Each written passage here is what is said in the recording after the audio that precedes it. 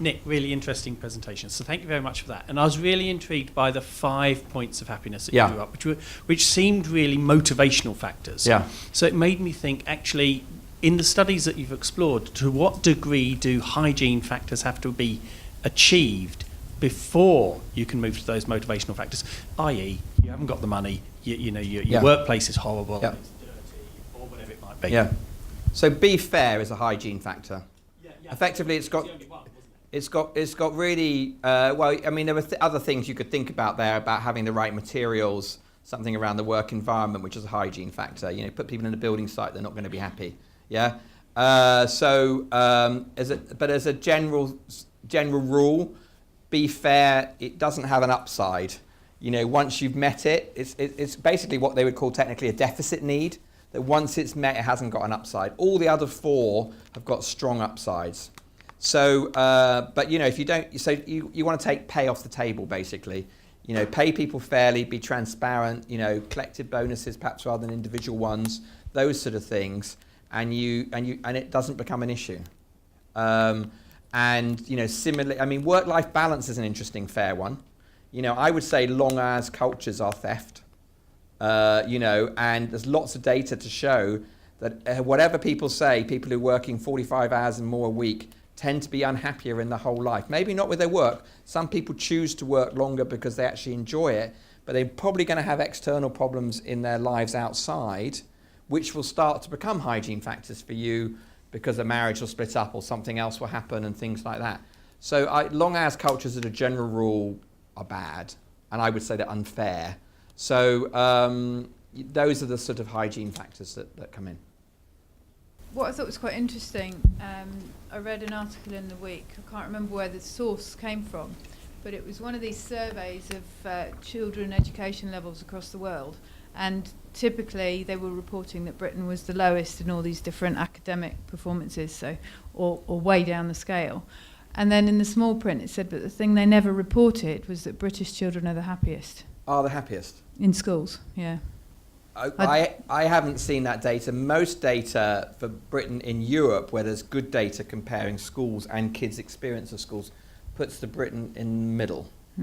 So typically in Europe, France, Germany, Britain will come in the middle. The happier countries, including schooling, and particularly schooling actually, is Scandinavia.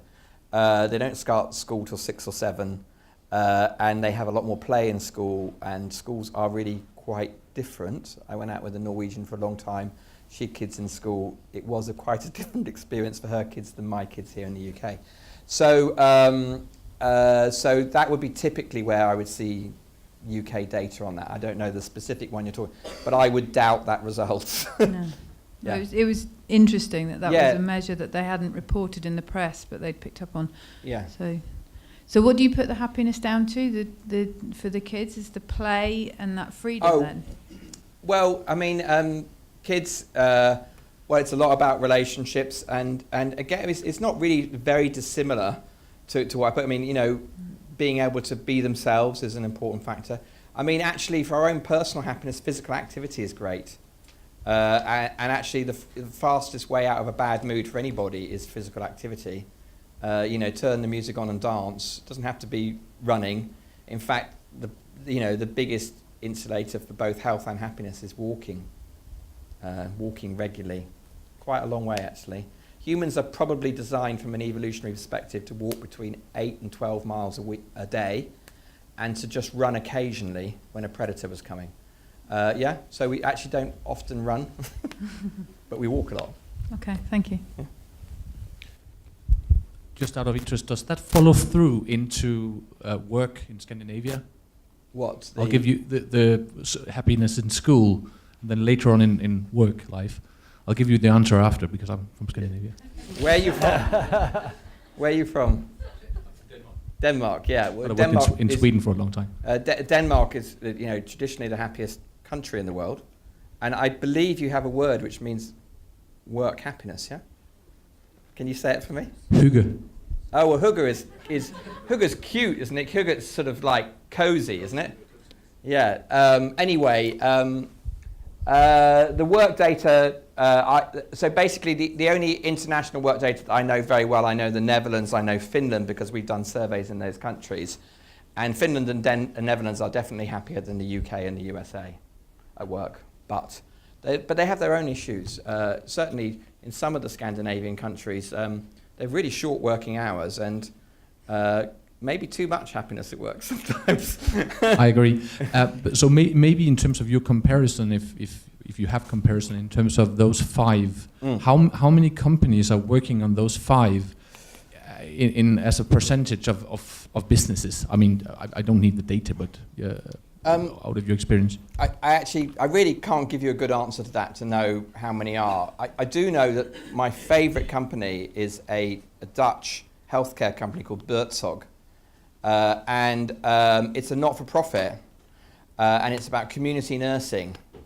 And the guy who set it up was a nurse, yeah, and he thought they were doing it all wrong, you know, and that community nurses had become sort of plumbers. You know, they were going in, doing one intervention with a patient and going out again, and then someone else was coming in and doing another intervention with them. So they did a totally different model, which is that they created these teams of about 8 to 12 nurses, and they just organised their work in their community as they wanted. They were self-organising teams.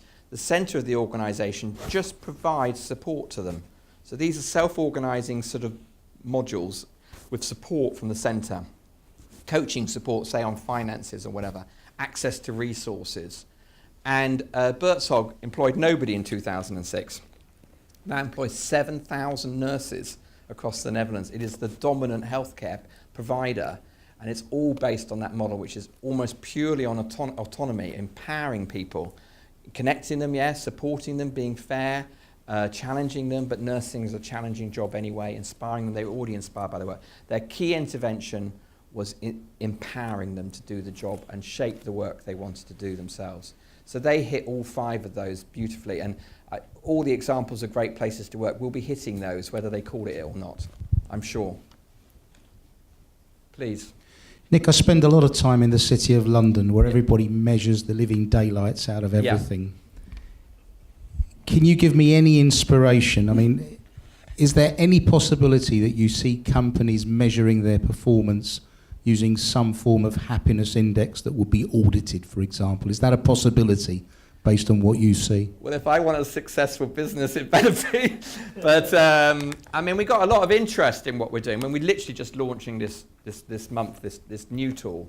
I mean, the issue really is audit sounds such a heavy word, doesn't it? And it's like we're trying to create something which is, it is measurement, but it is measurement to kickstart positive change. So it's purposeful measurement, yeah? And so I don't think audit is quite the right word. My first iteration of this, I did call a wellbeing audit, yeah? And I've sort of trying to get it into being more playful. That's why we call it mood map. But I really do think there will be a market in this because, and it won't be the measurement. The measurement will be part of it, but it will be: can you inspire people? Can you to change their behaviour so that actually they create more functional organisations? That will be, and can you do that in a way? Well, we're trying to do it in a techie way. In the sense, we're trying to create software as a service that starts to do this and draws best ideas. But people are already delivering trainings and consultancies in this space. So some of the people will call it well-being, some will call it happiness. But it definitely is coming because there's such a thirst, particularly from the younger generation. You know, they've seen the older generation not treated fantastically by employers, and they want good experiences now. You know, they can't save up for a mortgage, so they're definitely going to have a job they want to enjoy. So I can't believe it won't work, but it may not be that we work, but I think someone will crack this space. Best of luck.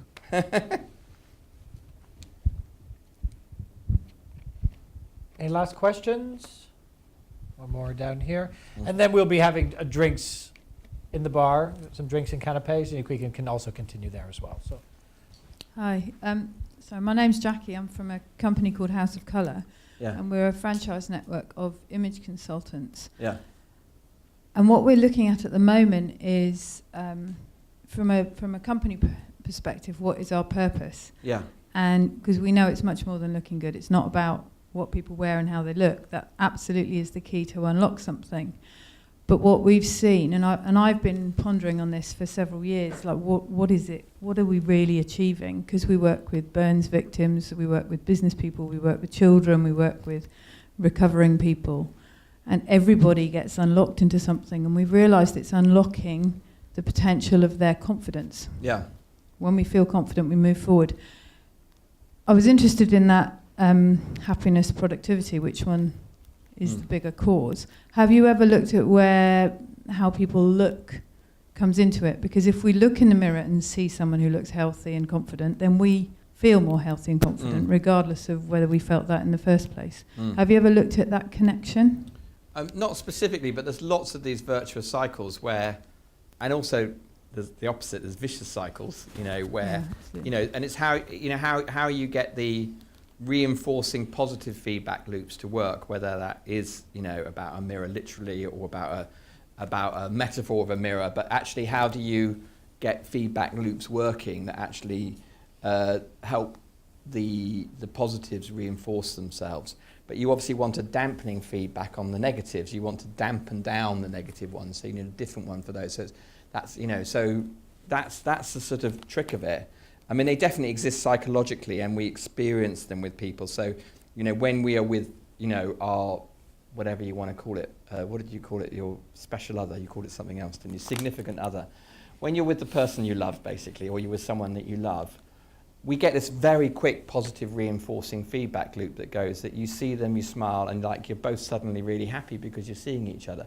And that's a real-time positive resonance of emotions between you.